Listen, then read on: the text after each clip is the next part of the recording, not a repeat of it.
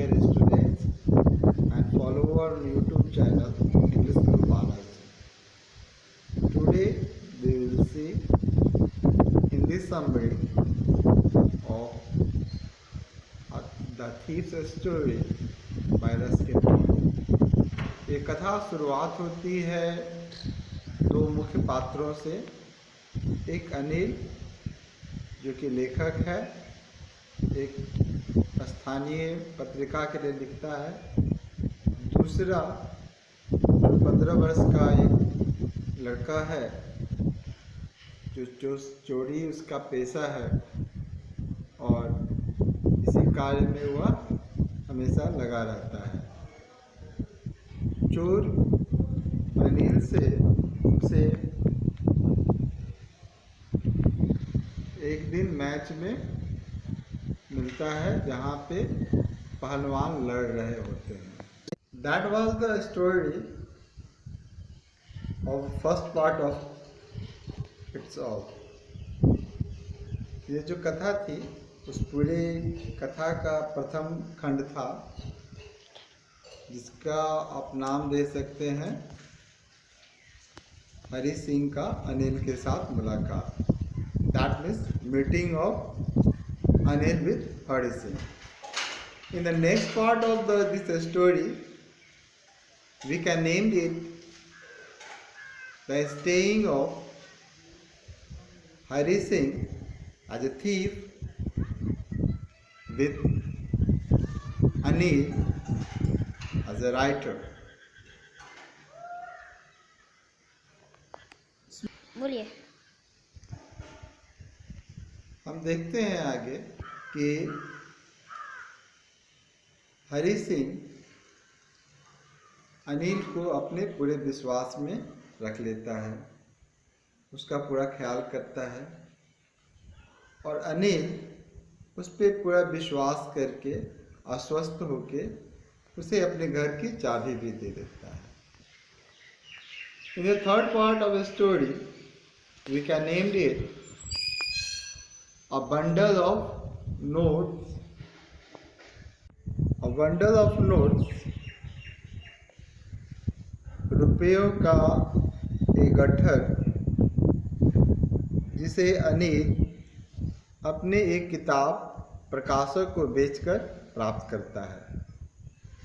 यह 600 रुपया का रकम होता है और यह 50 रुपये के नोट में होते हैं, यानी कुल 600 रुपया 50-50 रुपये के रूप में होता है। अनिल आश्वस्त होकर अपने रुपये को रात्रि भोजन के उपरांत अपने बिस्तर के नीचे, मैट्रेस जिसे बिस्तर कहते हैं, के नीचे रख देता है और गहरी नींद में सो जाता है। जबकि चोर के रूप में हरि सिंह उसे नींद नहीं आती रहती है। वह सोचता रहता है कि मैंने लगातार अनिल की सेवा की, लेकिन अभी तक इसके बदले मुझे कुछ भी नहीं मिला। वह उसके विश्वास को तोड़ना चाहता है। वह बहुत ही सावधानी से अपने बिस्तर से उतरकर और अनिल के बिस्तर के नीचे से रुपये का बंडल या गट्ठर जो है प्राप्त कर लेता है।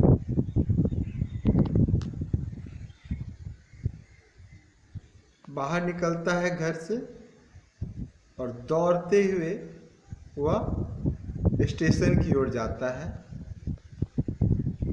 जहां उसने निर्णय किया था कि लखनऊ एक्सप्रेस, जो कि 10:30 बजे रात्रि के समय थी, को पकड़ के वो अपने नियत स्थान पे चले जाएगा। This was the fourth part of our story. stealing of bundle of rupees by Hari Singh, यानी रुपये की चोरी हरि सिंह चोर के द्वारा. In the fifth part, we will find how the turning point goes. अगले पाठ के जो खंड है उसमें हम देखते हैं कि कैसे पूरा वातावरण इस कथा का बदल जाता है. चोर दौड़ता हुआ स्टेशन पहुंच जाता है और वहाँ लखनऊ एक्सप्रेस खुलने ही वाली रहती है, लेकिन अचानक ही उसके हृदय से एक आवाज़ आती है कि वह उस व्यक्ति का हृदय तोड़ रहा है, विश्वासघात कर रहा है, जिसने उसे अपना समझा, उसे खाना बनाना सिखाया, उसे अब पढ़ाना लिखाना भी सिखा रहा है. वह ट्रेन को स्टेशन से जाते हुए देख रहा था, लेकिन उसकी हिम्मत नहीं हो रही थी कि वह दौड़ के रेल के डिब्बे में चढ़ जाए. कुछ क्षण उपरांत ट्रेन जो है चले जाती है स्टेशन से. वह बेंच पे बैठ के परेशान मुद्रा में सोचने लगता है. वह निर्णय करता है कि मैं वापस अनिल के पास ही जाऊंगा. रास्ते में उसे एक क्लॉक टावर मिलता है.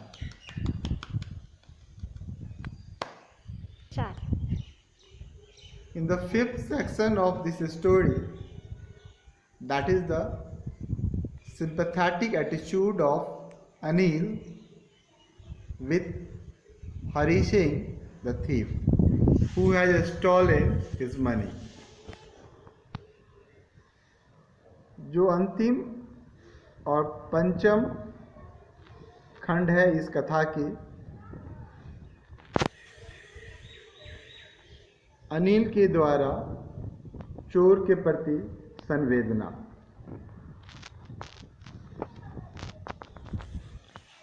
कथा आगे यह है कि बड़ी मुश्किल से वह यानी हरि सिंह जो रास्ते में भीग गया होता है, साथ ही उसके रुपये भी भीग गए होते हैं, तो बड़े ही सावधानी पूर्वक सो रहे अनिल के बिस्तर के नीचे पुनः रख देता है. अगली सुबह हरि सिंह देर से उठता है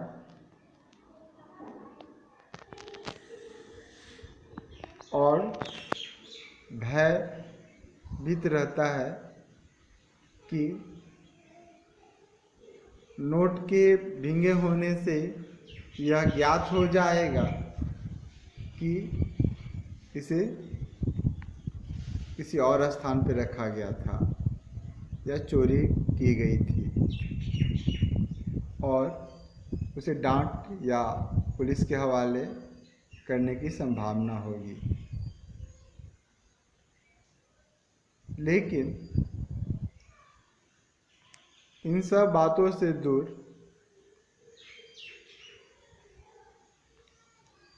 जो अनिल है लेखक, वह अपराधी को सुधरने का मौका देता है. वह अपने हाथ में 50 रुपये का नोट निकालता है और दिखलाता है कि यह तुम्हारे महीने की कमाई हुई और इसी तरह तुम्हें प्रत्येक महीना पैसा मिला करेंगे तुम्हारे काम के लिए. So that was the Hindi summary of this story, A Thief's Story by Ruskin Bond. My dear students and follower on YouTube channel, English Guru Balaji,